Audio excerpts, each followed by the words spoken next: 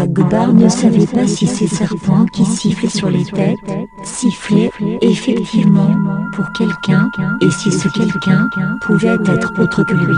Pas au profit de sa vanité personnelle, non, il avait l'obsession de la pourriture, de la poussière, de la mort, était terrifié devant tout ce qui évoquait la mort, la destruction, la perte aussi.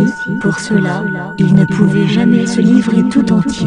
Ses sphincters, sous l'effet du stress, s'étaient pratiquement refermés. Quelque chose d'atroce, tapi au fond de sa mémoire, le suivait en silence.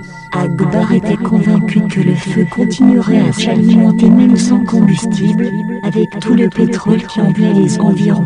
Il était temps de faire disparaître le cadavre de celle qui, tout à l'heure, dormait en haut. Quelque chose d'atroce, tapi au fond de sa mémoire, le suivait en silence. Akbar n'était même plus très sûr d'être un être humain, ou même un animal.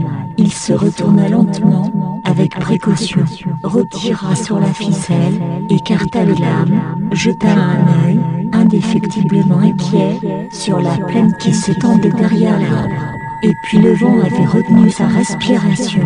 Akbar avait parfois le sentiment d'être une sorte de minéral liquide.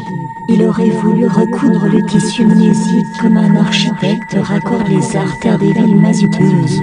Akbar avait l'intuition qu'entre parlait. La masse capillaire se changerait en cette matière visqueuse et puante. La chose filiforme que sculptait le feu, dans l'âtre, ne cessait de l'obséder, l'envoûtait, le pétrifiait.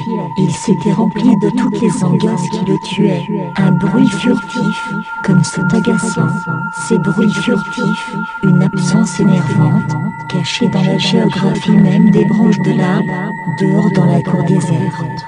D'ailleurs, par quelle magie les environs ne flambaient-ils pas? Déjà, Akbar n'était plus très sûr d'être à l'endroit où il était.